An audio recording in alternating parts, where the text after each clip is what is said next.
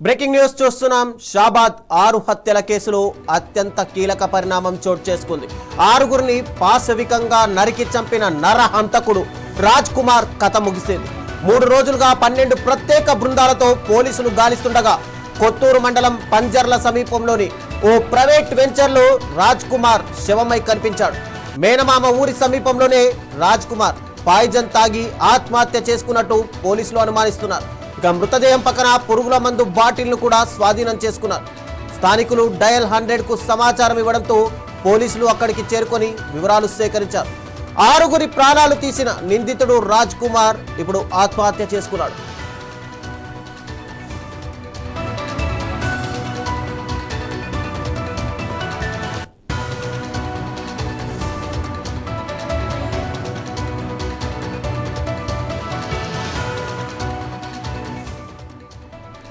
నిందితుడు రాజ్ కుమార్ మృతిపై రాజ్ కుమార్ అన్న తీవ్ర ఆవేదన వ్యక్తం చేశాడు.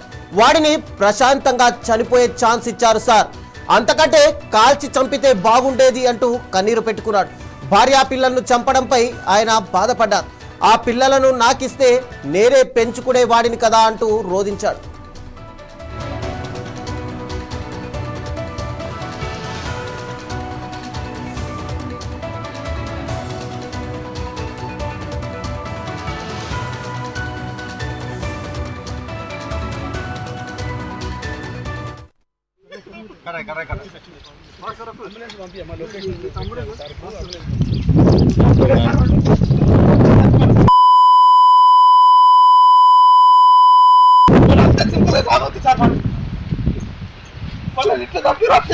సార్ దొరకబట్టి చంపేది ఉంది సార్. ఇంత ఛాన్స్ ఇచ్చారు లేకుండా సార్ ఇది ప్రశాంతంగా చచ్చిపోయింది సార్. సార్ ప్రశాంతంగా చచ్చిపోయేది లేకుండా సార్. ఇంతమంది జీవితాలన్నీ నాశనం చేస్తున్నారు.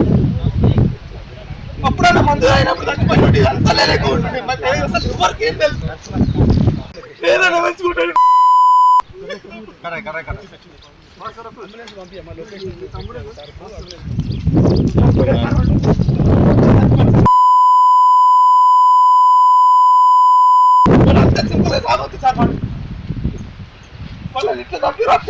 సార్ దొరకబట్టి చంపేది ఉంది సార్. ఇంత ఛాన్స్ ఇచ్చారు లేకుండా సార్ ఇది ప్రశాంతంగా చచ్చిపోయింది సార్. సార్ ప్రశాంతంగా చచ్చిపోయేది లేకుండా సార్. ఇంతమంది జీవితాలన్నీ నాశనం చేస్తున్నారు.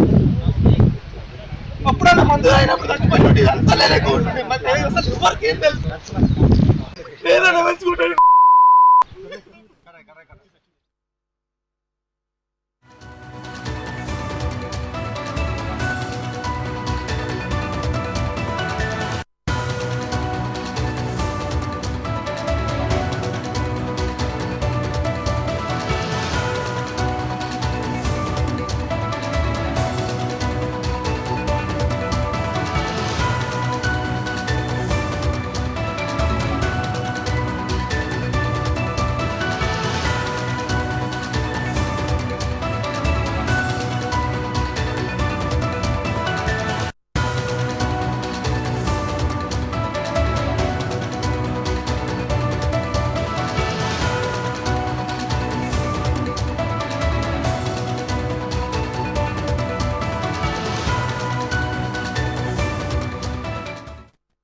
ఆరుగురు దారుణ హత్యల ఘటనను సిపి తరుణ్ జోషి వివరించారు.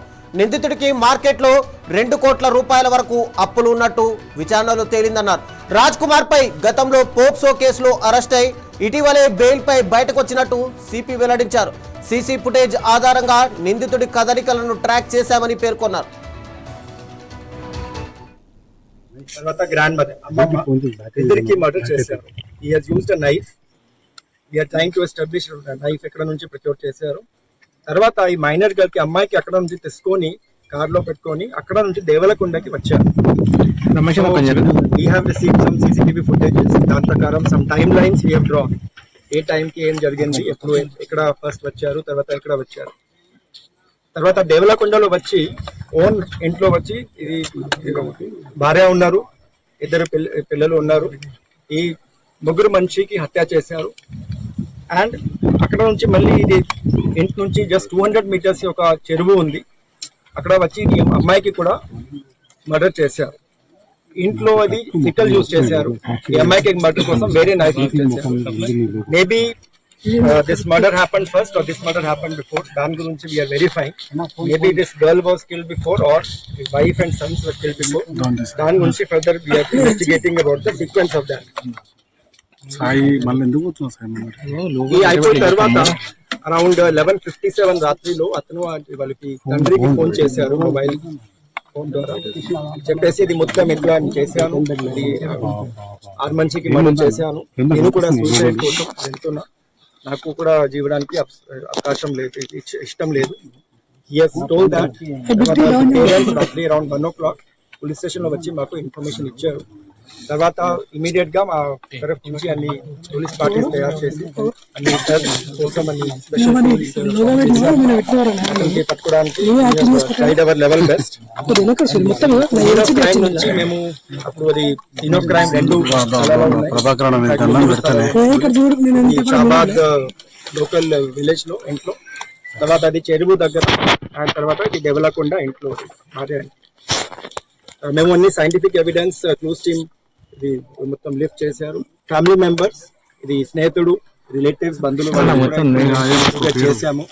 అతను ఎక్కడ ఉండడానికి అవకాశం ఉంది. ఇంతకు ముందు మే మంత్ లో పోక్సో కేసు అయిపోయిన తర్వాత అప్పుడు కూడా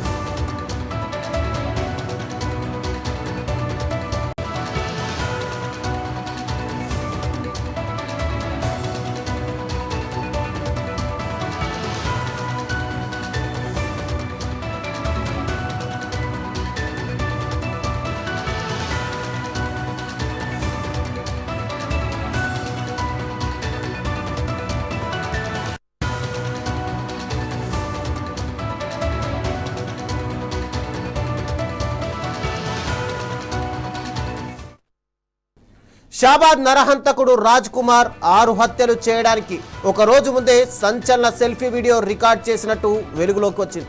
ఆ మొబైల్ వీడియోలో తన చావుకు ఈ దారుణానికి గల కారణాలను రాజ్ కుమార్ స్వయంగా వివరించారు.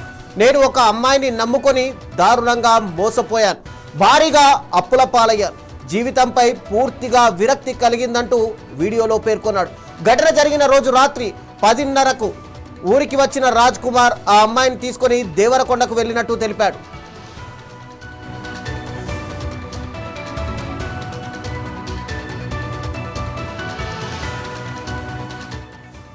షాబాద్ ఘటనలో బాధితులను కలెక్టర్ నారాయణ రెడ్డి, కాళ యాదయ్య, పట్నం మహేందర్ రెడ్డి పరామర్శించారు.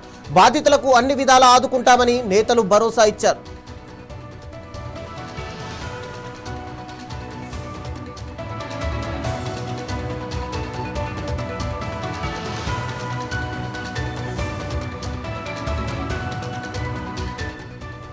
షాబాద్ 6 హత్యల ఘటన కుటుంబ సభ్యులను కోల్పోయి ఒంటరిగా మిగిలిన అంగవైకల్యం ఉన్న యువతికి ప్రభుత్వం అండగా నిలిచింది. బాధితురాలికి తక్షణ సాయంగా 10 లక్షల ఆర్థిక సహాయాన్ని కలెక్టర్ అందజేశారు.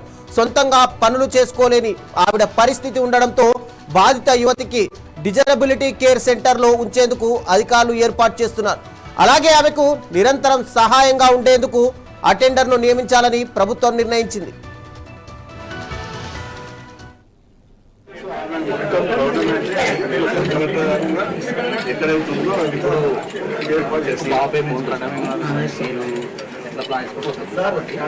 అంటే పాపకు 3 సెంటర్స్ ఐడెంటిఫై చేసినాం. మామూలు వచ్చేది చూశారు కదా, చూసిన తర్వాత 3 సెంటర్లో చూసిన దాంట్లో మేము అసలు దాంట్లో సికింద్రాబాద్ సెంటర్ బాగుంది మాకు.